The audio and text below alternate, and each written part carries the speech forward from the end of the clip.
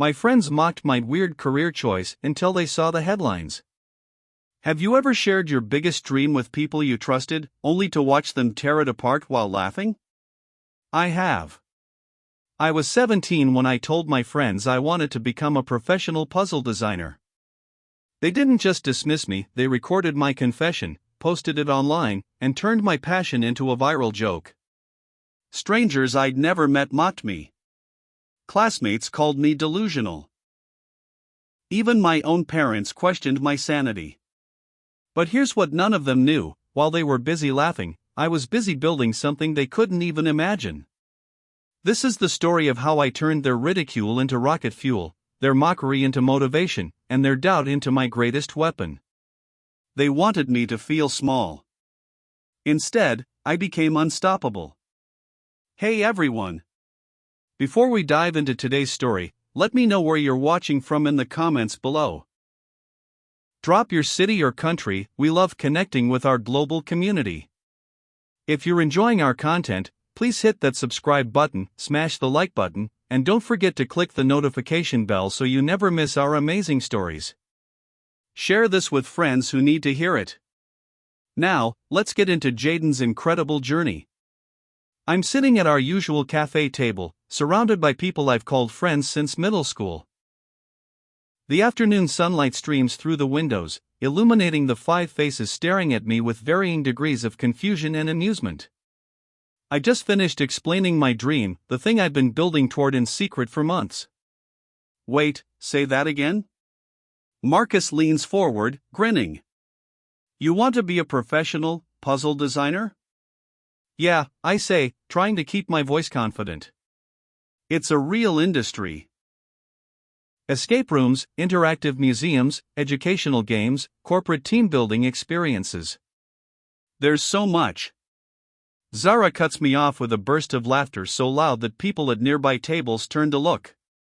Jaden, that's literally the weirdest thing I've ever heard. Like, are you serious right now? The others join in. Marcus is practically crying with laughter. Emma shakes her head like I just told her I believe in flat earth theory. Tyler pulls out his phone. This is gold, Tyler says, pointing his camera at me. Say it again for the video. My stomach drops. Don't. But he's already recording. Jaden, tell everyone what you're going to do with your life. The humiliation burns through me like acid. I force a smile, trying to play it off. Professional puzzle design. It's a thing. They roar with laughter. Strangers glance over, some smiling at the chaos. Zara pulls out her phone too. Within seconds, she's typing. I watch her post the video to her Instagram story with the caption, "When your friend refuses to grow up," face with tears of joy. I stand up, grabbing my bag. I need to go. Nobody tries to stop me. I wake up at 6 a.m. to my phone vibrating nonstop against my nightstand. Notifications flood the screen: comments, tags, shares, messages from people I haven't talked to in years. Zara's video has 40,000 views. I open the comments with trembling hands, each one a punch to the gut. This kid is delusional skull. Imagine throwing your future away for puzzles. Bro having a midlife crisis at 17. My 5-year-old has more realistic career goals. I scroll until my eyes blur with tears. Former classmates I barely know are sharing it, adding their own commentary. Someone made a meme out of my face. The humiliation is suffocating. I'm about to delete all my social media when I notice one notification that stands out. A direct message on Instagram from an account I don't recognize. The profile picture is blank. The username is just a string of numbers. The message is short: keep going. You're not wrong. I stare at it, confused. Who would send this? I check the account: 0 followers, 0 posts, created this month. Probably a fake account, maybe someone setting me up for more mockery. But then a second message appears: check your email. A.P. My heart stops. AP Alden Peak? No.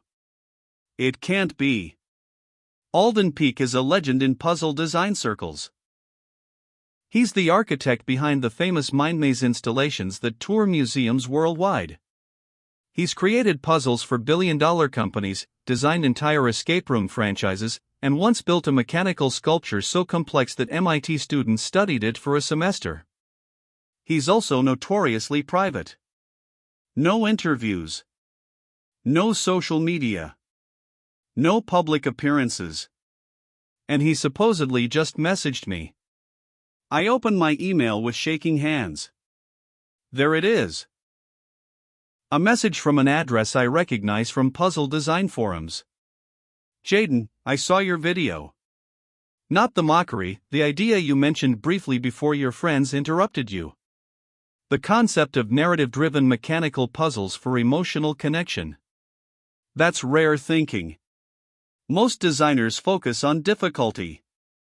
You're thinking about meaning. Call me if you're serious.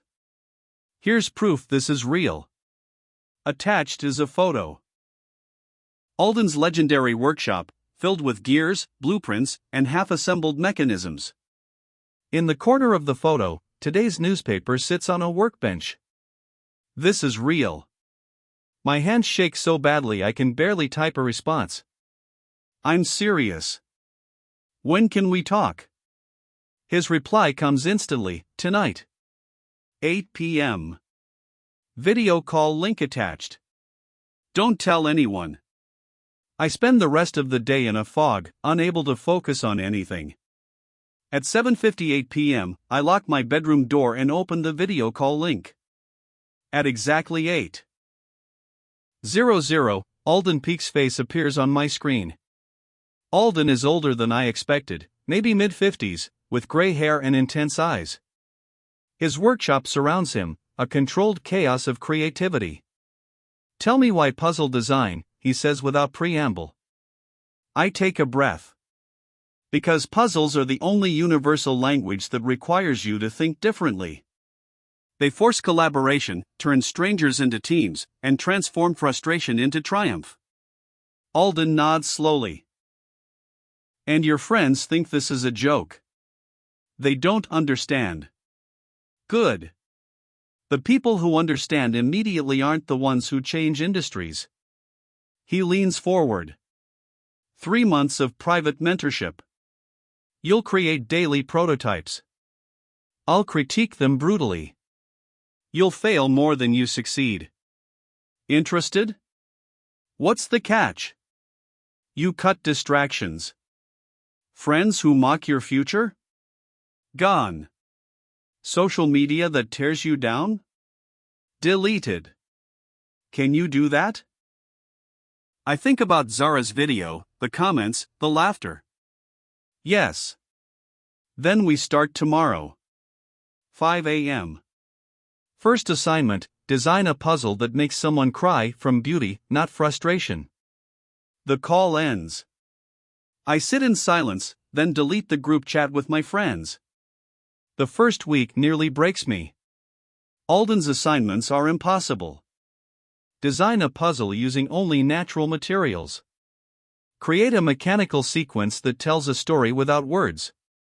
Build something that can only be solved through music. I fail. Constantly. Brutally. My prototypes collapse. My mechanisms jam.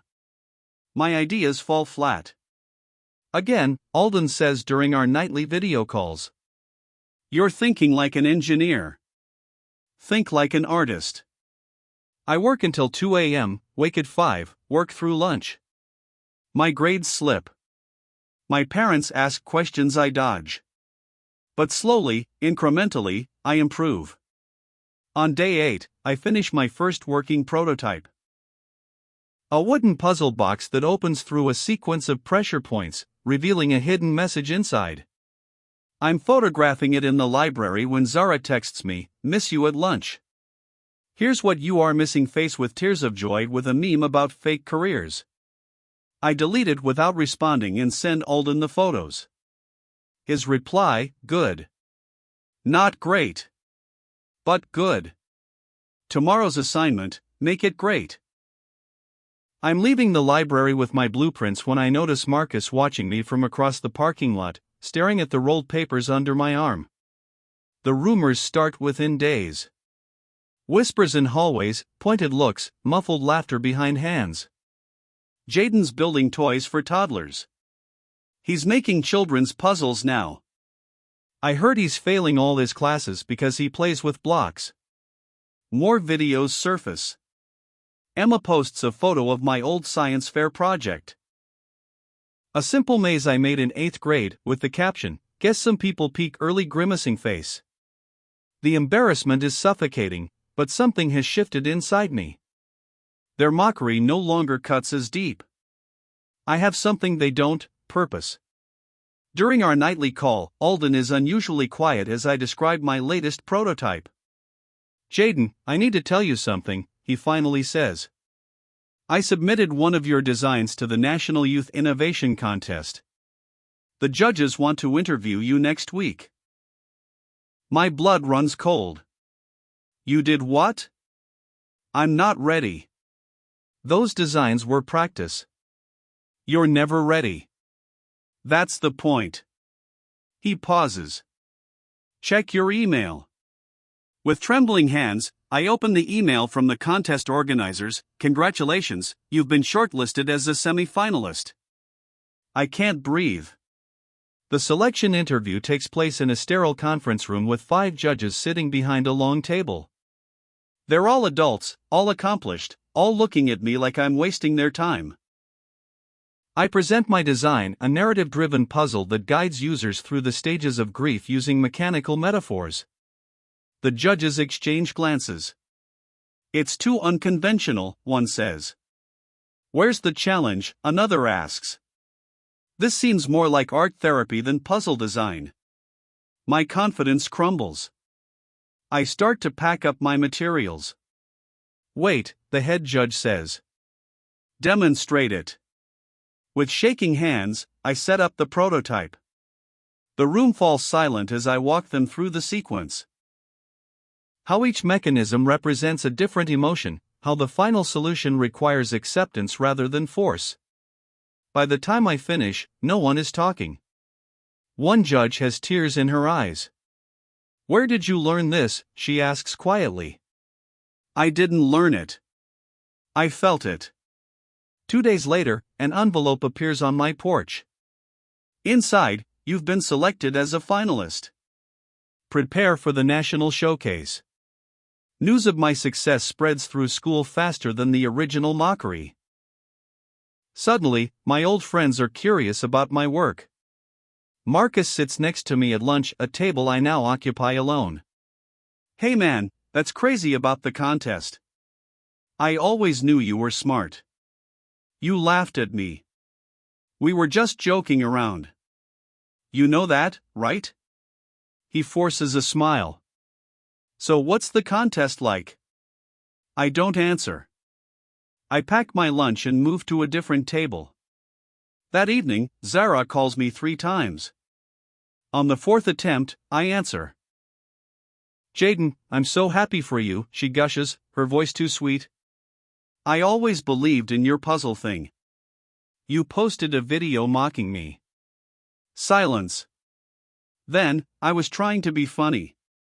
I didn't mean it like that." Her voice shifts, harder. "Look, I need you to stop with this inventor stuff. It's embarrassing. People associate me with you. Then stop associating with me." "Jaden," her voice drops to a threat, "I still have those sketches you left at my house last year. The really bad ones from when you first started. Don't make me post them." My stomach drops. "You wouldn't. Try me." She does. The next morning, my phone explodes with notifications. Zara posted a side-by-side comparison, my crude sketches from when I was 12 next to the viral cafe video. The caption reads, "The genius everyone's talking about skull, these are his designs from last year." The internet pounces. The comments are vicious.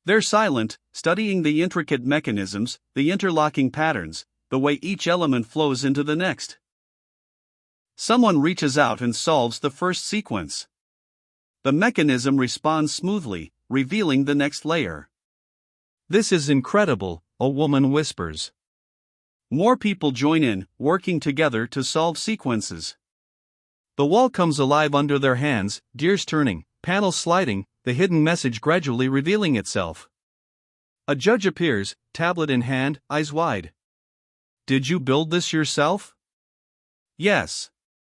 Well, mostly.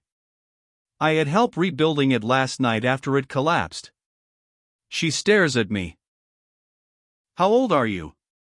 17. She requests an immediate interview. Then another judge arrives. Then a third. Cameras flash. People record videos. The crowd grows larger. And then I see her. Zara, standing at the back of the crowd, her phone in her hand, not recording. Just watching. Her expression is unreadable. By the time the judges announce results, my name is trending on social media, but this time, for the right reasons. First place, Jaden Rivers, Narrative Puzzle Wall. The crowd erupts in applause. The headlines start appearing that evening. Teen creates puzzle installation that made grown adults cry. 17-year-old wins National Innovation Contest with garage-built design. The future of interactive art? Meet Jaden Rivers. My phone doesn't stop buzzing. News outlets request interviews. Design blogs want features. Someone from a museum reaches out about acquisition. My old friends group chat, the one I left months ago, explodes with messages I only see because Emma texts me screenshots. "Marcus, did you guys see this?" Tyler, "Holy shit." Emma, "I can't believe that's actually Jaden." Zara, typing. Zara, stop typing. Zara calls me 17 times. I block her number. That evening, Alden calls with news that stops my breath. Momentum Entertainment contacted me. They're launching a worldwide touring exhibit called The Human Connection. They want to know if you'd be interested in designing all the interactive puzzle elements. That's impossible. I'm 17. I'm still in high school. So, are you interested? I think about my garage workshop, my all-nighters, the mockery, the collapse, the rebuild. Yes. Good. They want you to move to Crestwood City temporarily for the design phase. 3 months minimum. It's paid. Contract includes housing and a stipend. He pauses. Jaden, this is the opportunity people wait decades for. You need to take it. I look around my bedroom, the sketches on my walls, the prototypes on my desk, the life I built here. I'll tell my parents tonight. Dinner that night is tense. I wait until dessert to break the news. I got offered a contract. Professional puzzle design work for an international touring exhibit. It pays. But I have to move to Crestwood City for at least 3 months. My father sets down his fork. Absolutely not. You're 17. You have school. I can finish online. This is ridiculous, Jaden. My mother's voice is sharp. You won a little contest. Congratulations. But you're not throwing away your education for some temporary thing. It's not temporary. It's a career. My father laughs, the same dismissive laugh my friends used. Puzzle design isn't a career. It's a hobby. You need to focus on real opportunities. College. A real job. This is real. It's a distraction. My mother stands, clearing plates aggressively. We didn't raise you to chase fantasies. I look at them, really look at them. They haven't read the articles. They haven't seen the coverage. They don't actually care about what I've accomplished. They just want me to fit their definition of success. I'm taking the contract, I say quietly. My father's face goes red. You're not. You're a minor living under our roof. We forbid it. I stand up slowly, my hands shaking but my voice steady. I'm 17 and a half. In 6 months, you can't stop me anyway. I'm doing this now, with or without your permission. I walk upstairs and start packing. Behind me, I hear my father shout, "You're throwing your future away." I pause at my bedroom door and look back. No, Dad. I'm building one. 3 days later, I board a plane to Crestwood City with a single suitcase and my laptop. My parents didn't say goodbye. Neela cried and made me promise to video call every night. Alden meets me at the airport. Ready? No. But I'm doing it anyway. The design studio is intimidating, a massive space filled with professional designers, architects, and engineers. Everyone is at least 10 years older than me. They look up when Alden introduces me. This is Jaden Rivers. He's heading the puzzle design for the exhibit. A woman with silver hair and expensive glasses looks me up and down. How old is he? 17. She laughs. This is a joke, right? We're trusting a teenager with a multi-million-dollar exhibit? Yes, Alden says flatly. Problem? She exchanges glances with another designer. We'll see how long this lasts. My first week is brutal. The team is openly skeptical. They question my every suggestion. During a design meeting, I propose a solution to a structural problem they'd been debating for weeks. The silver-haired woman, her name is Victoria, cuts me off mid-sentence. That wouldn't work. You clearly don't understand the engineering constraints. Actually, we don't have time for amateur hour. I show them my calculations anyway. The room goes silent as they review my work. The lead engineer looks up. This actually solves it. The weight distribution problem we couldn't crack. How did you? I listened to what you said wouldn't work, then designed around those constraints. Victoria stares at me with something that might be respect. Maybe Alden wasn't crazy after all. My confidence grows incrementally. But the real test is still coming. I'm deep into the design phase, pulling another all-nighter at the studio, when I get a notification. Someone tagged me in an Instagram story. It's Zara. She's at the airport. The next photo shows her on a plane. The caption, "Headed to make things right airplane." My stomach drops. She's coming here. To Crestwood City. I text Alden, "We have a problem." The next day, I'm leaving the studio when I see her waiting outside. She's wearing a designer jacket I've never seen before, her makeup perfect, holding 2 coffee cups. Jaden. She rushes toward me, fake smile bright. I've been trying to reach you for weeks. Your phone's been off. I blocked you. Her smile falters. I deserve that. I was terrible to you. The video, the sketches, all of it. I was jealous. I wanted the attention you started getting. She extends one of the coffee cups. I'm here to apologize. Really apologize. I don't take the coffee. Okay. Apology heard. You can go home now. Wait. I also came to help. I know social media. I can manage your online presence, help you build your brand, fix the damage I caused. Her eyes are pleading. Let me make this right. I can be your social media manager.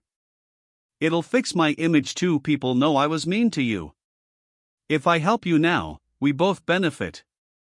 I stare at her, seeing clearly for the first time. she doesn't want forgiveness. She wants association with my success.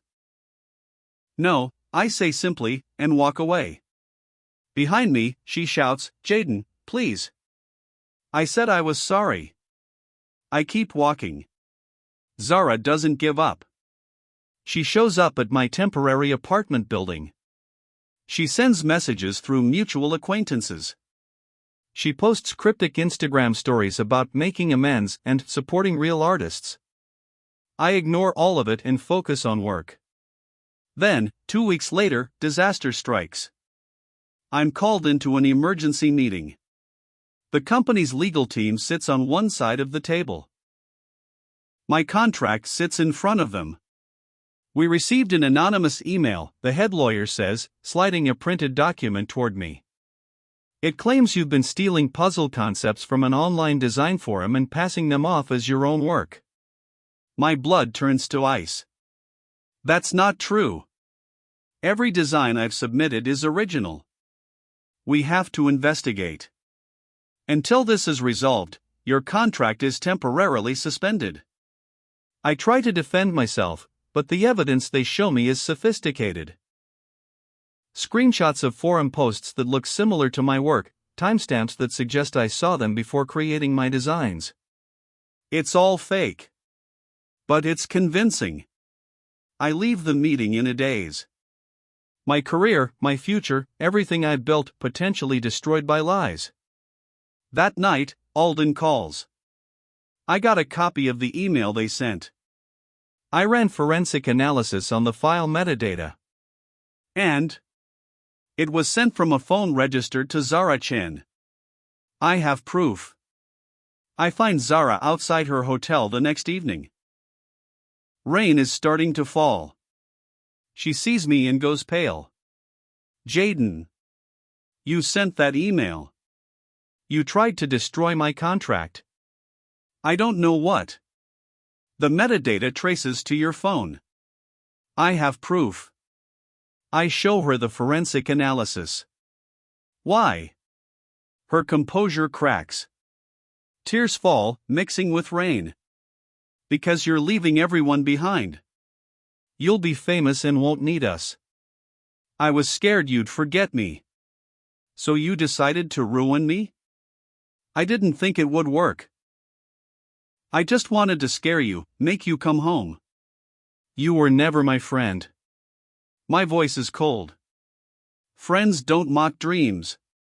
They don't weaponize vulnerable moments. They don't sabotage careers. I step closer, rain soaking us.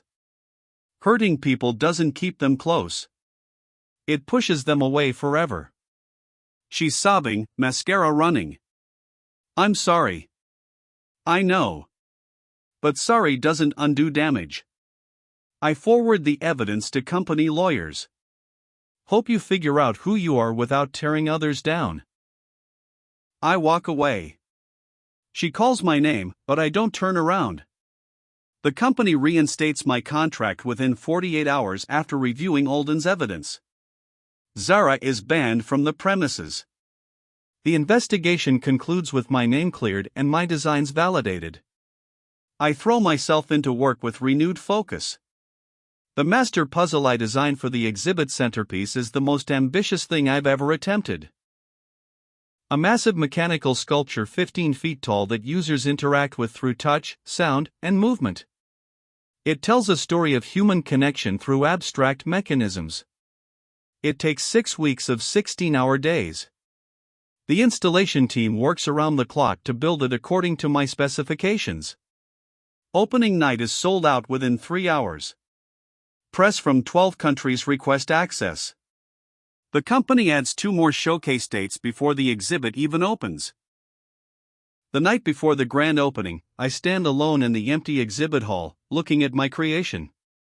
Its beautiful brass gears and copper wiring, organic shapes and mathematical precision, art and engineering merged into something that shouldn't exist but does. My phone rings. Mila. Are you nervous? She asks. Terrified. You shouldn't be. You're going to change everything. She pauses. I'm proud of you. Those 4 words mean more than any headline ever could. Thanks, Mila. I'll call you after. I'll be watching online. Show them what you see. Opening night is chaos. People flood through the exhibit, smartphones out, mouths open. My installation draws the largest crowds. I watch from a hidden spot as strangers interact with my creation. They laugh, problem solve together, some cry. A father teaches his daughter. Teenagers collaborate. An elderly couple holds hands while solving sequences. This is what I imagined. Human connection through design. Videos appear online immediately. By midnight, # the human connection trends in 14 countries. A reporter spots me. Microphones appear. Cameras flash. How did you learn this? What's your background? How old are you? I answer honestly, humbly. But the story they want is the underdog narrative, 17-year-old mocked by friends, now creating acclaimed installations. A magazine calls me the pioneer of next-generation interactive design. And somewhere, I know my old friends are watching. The exhibit tours 8 cities in 4 months. Each opening breaks attendance records. My work is analyzed in design journals. Universities add my installations to their curriculum. My hometown school sends an invitation. Would I speak at their annual career day? I stare at the email for a long time. The thought of returning to the place where I was mocked makes my stomach turn. Alden notices my hesitation during our weekly call. What's wrong? My old school wants me to speak. I don't know if I can face those people. The ones who mocked you? Yeah. He's quiet for a moment. Go back. Not for them, for you. Show them who you became. Show yourself how far you've come. I accept the invitation. When I arrive at the school 3 weeks later, the auditorium is packed. Students fill every seat. Teachers line the back wall. And in the front row, I see them, Marcus, Tyler, Emma, and Zara. They look smaller than I remember. Uncomfortable. Ashamed. The principal introduces me with a glowing biography that conveniently omits how the school treated me. I take the stage to thunderous applause. I talk about dreams. About ridicule. About the moment you decide whether to shrink or grow. I talk about failure, reconstruction, and persistence. I never name the people who mocked me, I don't have to. Every word lands like a truth bomb. Someone once told me my career choice was weird, I say, my voice steady and clear. They were right. It is weird. Because most people choose safety over passion. Most people choose approval over authenticity. But weird doesn't mean wrong. Weird means you're building something that doesn't exist yet. The room is silent except for occasional sniffles. The people who mock you aren't your enemy. Fear is. Fear of being different. Fear of being wrong. Fear of standing alone. I pause. I stood alone. And I found myself. When I finish, the crowd erupts. Students stand and cheer. Teachers wipe their eyes. As I walk backstage, I see them, my parents, waiting in the hallway. My father in his best suit. My mother clutching her purse nervously. Jaden. My mother rushes forward. That was incredible. We're so proud of you. My father nods. We always knew you had it in you. I stare at them, memories flooding back. The dismissal. The mockery. Really? Because I remember you forbidding me from taking the contract. My mother waves dismissively. We were just concerned. Parents worry. Can we get a picture? My father asks, phone already out? And there it is. They don't want me. They want the association. The reflected glory. I forgive you, I say quietly. For not believing in me. For making me feel small.